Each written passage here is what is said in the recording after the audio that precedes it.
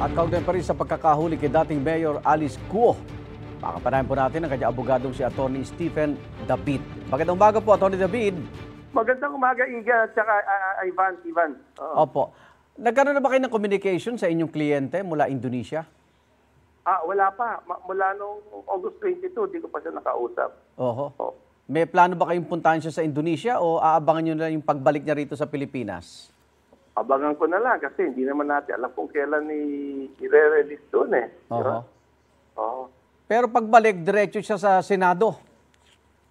Well, siguro ipaprocess muna siya sa kung saan.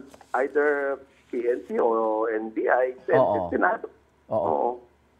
Wala kayong maipapayo dito kay Alice tsaka doon sa kanya umano'y kapatid si Sheila pagdating sa hearing po?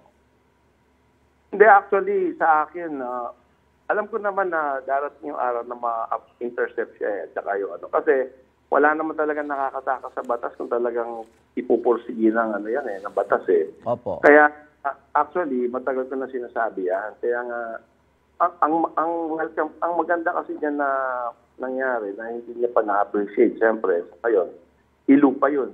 Pero at least ngayon, mahaharap niya yung mga kaso niya ng maayos. Mm-hmm.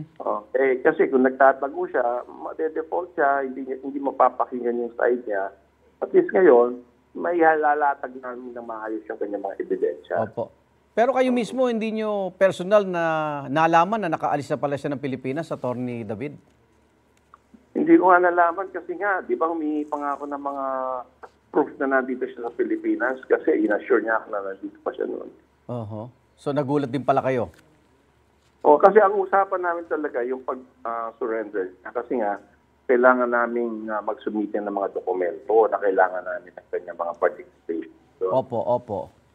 So, ang asahan po sa Senado talaga, hindi na po sasagot itong si Alice Guo at sa korte na lang aabangan yung kanyang mga pagdepensa.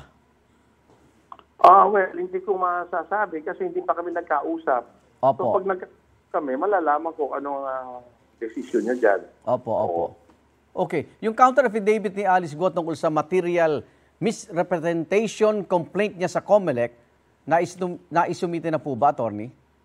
Hindi pa kasi nga wala pang notaryado, di ba? So, pero ngayon, kung makakabalik siya dito, magsasubmit natin yon. Mm-hmm.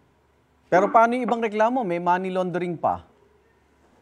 Hindi, lahat yan sasagutin. Kaya nga mas maganda nga na nakakaharap siya dito. Okay. Sagutin naman lahat yan. Opo.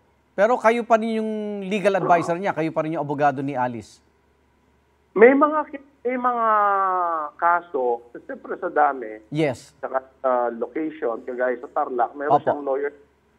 Sa COA na to, inassign niya sa ibang lawyer. All Opo. else, kami. Okay. Ay, salamat po sa oras, Atty. Stephen David. Ingat po kayo. Yes, of course. Thank you. Okay. Salamat po. Atty. David, abogado po ni Alice Guo. Igan, mauna ka sa mga balita. Mag-subscribe sa GMA Integrated News sa YouTube. Sa mga kapuso abroad, subaybayan nyo kami sa GMA Pinoy TV at sa www.gmanews.tv.